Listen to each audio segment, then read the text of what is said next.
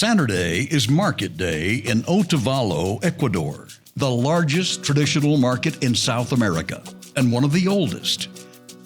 People come from throughout Ecuador to sell their products. Tourists and buyers come from around the world to purchase the many unique handcrafted items. The Morales family has set up their stand in the market to sell their knitted wool caps. They are artists in wool, creating dozens of designs of animal faces and imaginary characters.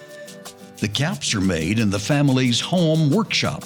Renee, his wife Lucila, and their two daughters, Tamia, 14, and Koya, 5, all help in the family business. This work is done by all 4 of us. Without my wife and daughters, I think the product would never get finished.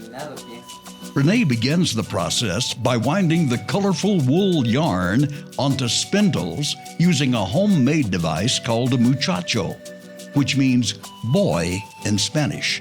The young boys used to help us by holding the skeins of yarn as we rolled it into balls.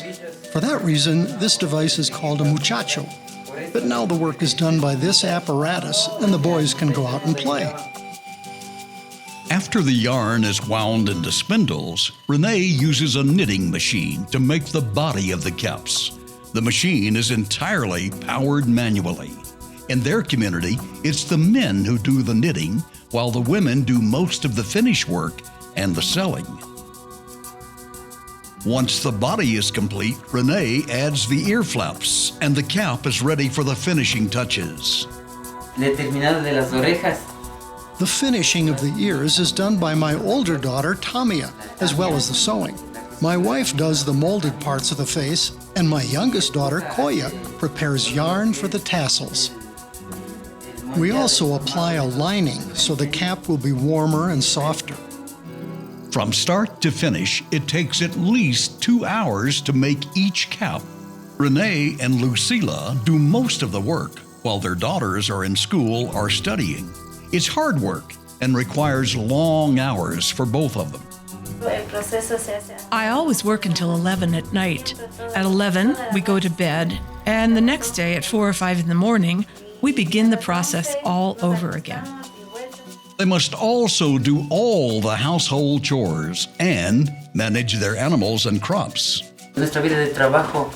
Our work is based on 2 fronts, doing the knitting and also never forgetting to attend to our land and crops in order to be able to eat. The corn from their plot provides basic sustenance for the family for the entire year. Without the food they raise themselves, they would not be able to survive. Although they are teaching their daughters the business of making caps, they have other aspirations for them. We prefer that they study and not follow in our footsteps. They know this. We want this to be only an option, the last resort for them. Tamia studies hard and is very good at mathematics. My goal is to study at the university and to have a super important professional job. Even when they're able to make enough caps, competition drives prices down and makes it difficult to meet even their basic needs. I hope this process goes well for us, because every day there is more competition. For example, this Saturday, I didn't sell anything.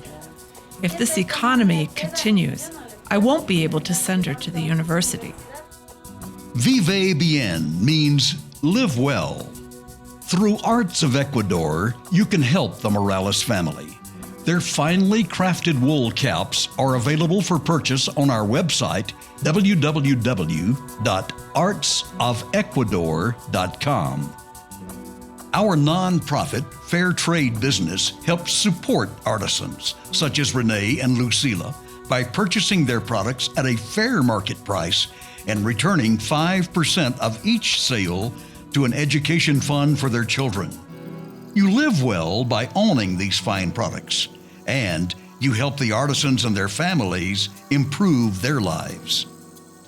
Visit our website at www.artsofecuador.com artsofecuador.com to see these and many other unique products made by the artisans of Ecuador.